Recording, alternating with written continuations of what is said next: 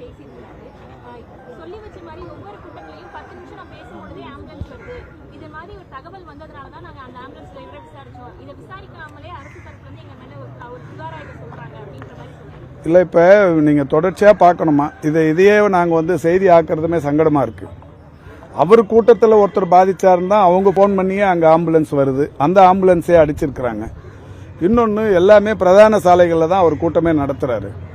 Ambulance 1333 ambulance தமிழ்நாட்டில் எங்கே யார் கூப்பிட்டாலும் 8-10 நிமிடங்களில் போய் பறந்து போக வேண்டியதாக இருக்குது.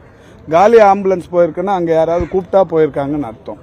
அதை போய் இந்த மாதிரி ஒரு கண்ணோட்டத்தோடு அந்த கட்சிக்காரங்களை ஏவி விடுவது என்பது சாதாரணமான ஒரு ஏற்றுக்கொள்ளப்படக்கூடிய விஷயம் அல்ல. ஒட்டுமொத்த மக்களுமே இதுக்கு எந்த மாதிரியான மனநிலையில் இருக்கிறாங்கிறத அவர் உணர்ந்து கொண்டால் சரி.